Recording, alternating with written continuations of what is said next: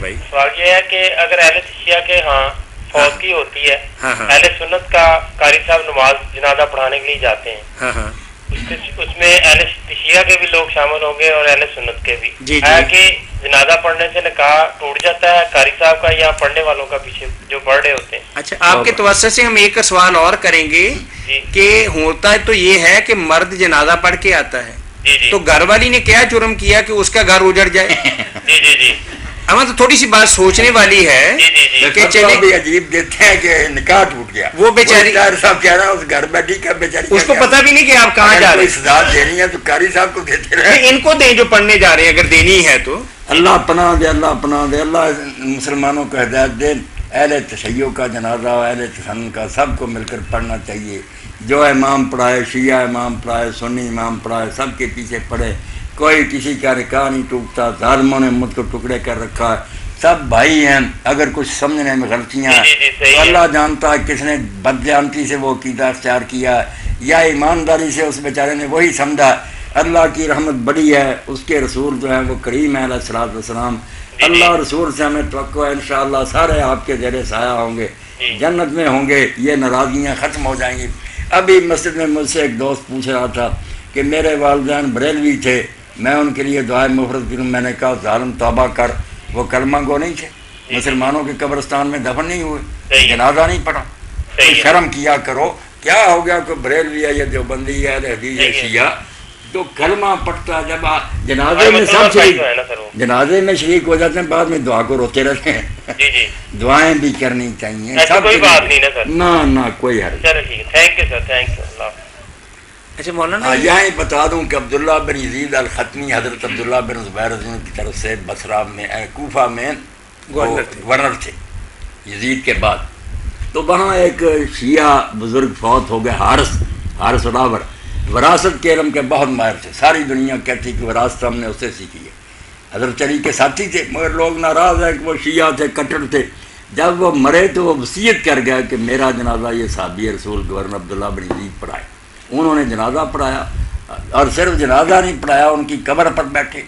دفن کے وقت ان کا جو تھا نا لاشا، انہوں نے کہا پاؤں کی طرف رکھو، ہم قبلہ کی طرف رکھ کر اتارتے ہیں نا، نہیں سر، انہوں نے کہا ادھر رکھو پاؤں کی طرف، وہاں سے اٹھا کر ادھر کو لاؤ، اور کہا سنت یہی ہے، واقعی پکی حدیث یہی ہے مگر ہم کرتے نہیں، خود کرایا کہ ہے سنت یہ ہے کہ پاؤں کی طرف رکھو، ادھر سے اٹھا کر پھر لوگ لائے۔ وہ صحابی نے نہیں کہا کہ میں حارث کو، وہ نام آدمی میں نہیں تھا، رانیہ شیعہ تھا، کٹڑ تھا، اب کیا کرے؟ پوچھتے ہیں مذہب ہے کہ اہل حدیث جو ہے ہاں وہ کسی اور فرقے کے، جس طرح اہل تشیع ہیں، اہل سنت ہیں، دیوبندی ہیں، ان کی نماز جنازہ پڑھ سکتے ہیں یا نہیں، اس کے بارے میں روشنی فرمائیں۔ بھائی نماز جنازہ عبد الرحمن سارے کلمہ گواں کی پڑھا کریں، آپ یہ چھوڑیں جنت دوزخ کا فیصلہ کہ میں ہی جاؤں گا باقی نہیں جائیں گے، یہ سارے جو کلمہ گواں ان میں سے کوئی مرے نہ، جو کلمہ پڑھتا مرے اس کا جنازہ پڑھیں، یہ نہ دیکھیں کہ اس کے پر کیا چھاپ ہے، وہ بریلوی ہے، وہ دیوبندی ہے، وہ شیعہ، صرف قادیانی ہم سے الگ ہو گئے کہ وہ ہمارا نہیں پڑھتے، ہم ان کا نہیں پڑھتے، ایک نئے نبی کو مانتے ہیں۔ باقی حارث راور اتنا بڑا رافضی تھا، کھلم کھلا شیعہ، ڈنکے کی چوٹ، حدیثوں کا راوی، اور مرنے کے وقت کیا گیا کہ میرا جنازہ صحابی رسول جو گورنر کوفہ عبداللہ بن یزید ختمی پڑھائے، انہوں نے پڑھایا، انہوں نے ہدایت میں اتارا، پاؤں کی طرف سے کہا سننا یہی ہے، تو کسی نے نہیں کہا کہ یہ تو شیعہ، چھپا بھی نہیں تھا، ڈنکے کی چوٹ تھا۔ تو یہ باتیں غلط ہیں، کلمہ گو جو ہندوؤں سکھوں کو دینا کہ وہ دفن کرتے پھریں، وہ کہیں گے ہمارا کیا لگتا، اس لیے یہ فتنے نہ پیدا کریں، ہر کلمہ گو کی نماز جنازہ پڑھیں، بلکہ پڑھائیں، دعائیں کریں، آگے معاملہ اللہ سے ہے کہ وہ کس کو بخشتا، یعنی وہ ہو سکتا کوئی اہل حدیث بھی پکڑے جائیں، یہ سارے کچھ جنت کے ٹھیکیدار، ان میں بھی کئی بد کردار ہیں، معاملات کے گندے ہیں، اللہ تو دیکھے گا کہ لوگ کیا کرتے ہیں، اس لیے آپ نا دل کھلا کریں، سارے اہل اسلام سے محبت کریں، ہر مسجد میں نماز پڑھیں، کوئی نہ کہے کہ یہ بدعتی ہے، یہ مشرک، اس کے پیچھے نماز نہیں، وہ بدعت شرک کا جواب اللہ کو خود دیں گے، ہم نماز ان کے پیچھے پڑھیں گے، جیسے امام بخاری رحمۃ اللہ علیہ فرماتے ہیں کہ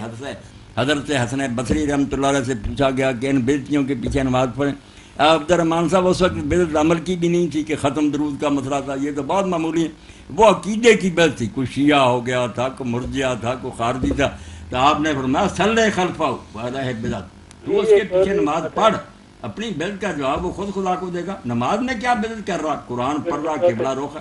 تو خدا کے لیے یہ سارے لوگ نا سمجھ جائیں، ورنہ ہندو یہود نصارہ ان کو کچل دیں گے، برباد کر لیں گے.